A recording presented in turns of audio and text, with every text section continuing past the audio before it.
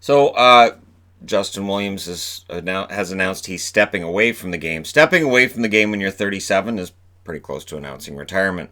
So I'm going to do a career video on Justin Williams with the agreement that he's stepping away for a year. This may very well be where it ends. So if he announces his retirement next summer, we could just refer back to this video. Or if he announces his retirement at the end of October and goes, you know what, this is fun not playing hockey.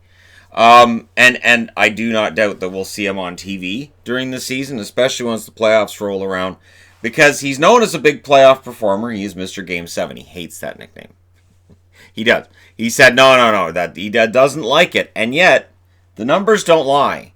Teams he plays for, 8-1 in Game 7s with him in the lineup, and 7 goals in Game 7s. That is tied with Glenn Anderson for the most ever, and 15 points in Game 7s. Yeah, he is Mr. Game 7, and I apologize to him if he watches this because I know he doesn't necessarily like the nickname. 2000-2001, fresh out of being drafted 28th overall by the Philadelphia Flyers. He makes his debut for the Flyers. 63 games played, 12 goals, 13 assists, 25 points. Not bad for a guy who was drafted late in the first round and likely not expected to make the team right out of camp. 2001-2002, 75 games played, 17 goals, 23 assists, 40 points. Makes his playoff debut that year, 5 games played, no points. So, slow start. But 2002-2003, still playing for the Flyers, 41 games played, 8 goals, 16 assists, 24 points in the playoffs. Plays 12 games, 1 goal, 5 assists, 6 points. So, injured half the season, healthy for the playoffs, and puts up decent totals in the playoffs. And that's just the start, just a sprinkling of what we're going to have to come. 2003-2004, the season before the lockout, plays 47 games for Philadelphia. 6 goals, 20 assists, 26 points. And Philadelphia says, all right, we're going to trade him. They trade him to Carolina. Carolina says, thanks. 32 games played in Carolina after the trade that year. 5 goals, 13 assists, 18 points.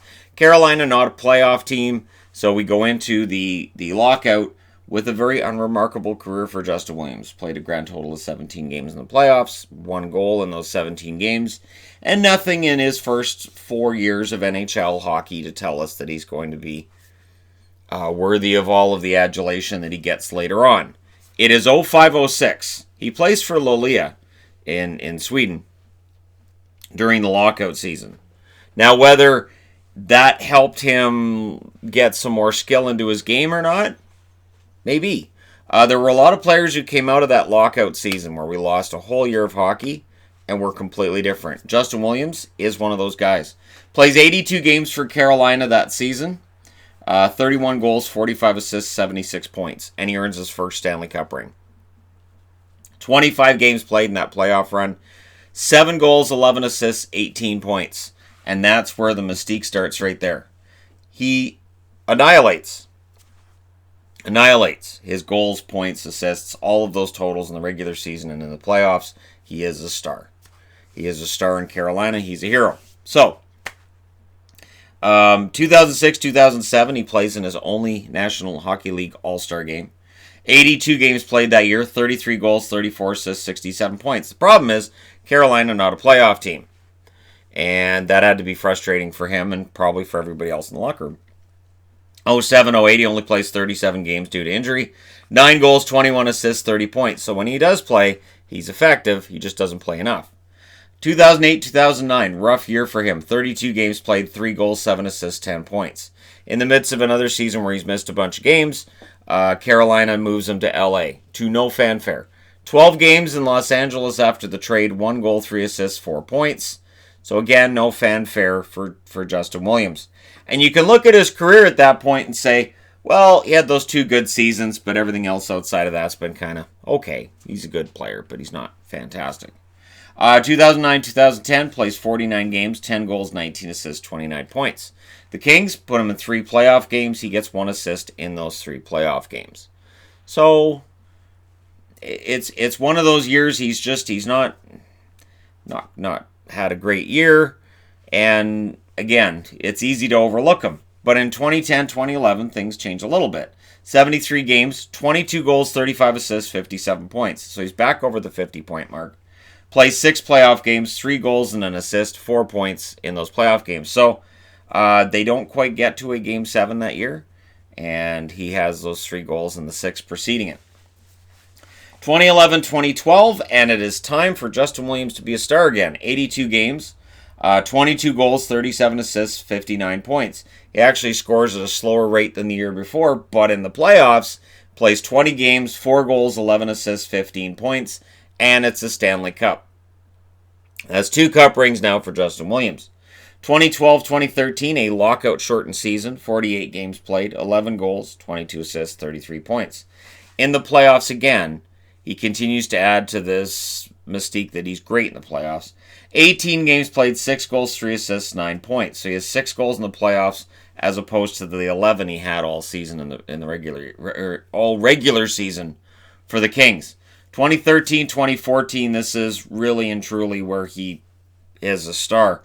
Only 19 goals, 24 assists, 43 points during the regular season. Full 82 game schedule, not quite 20 goals, but postseason, 26 games played, 9 goals, 16 assists, 25 points.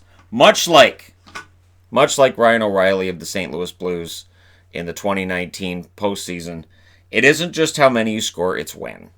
And in this case, he scored in 3 Game 7s in that run that the LA Kings went on.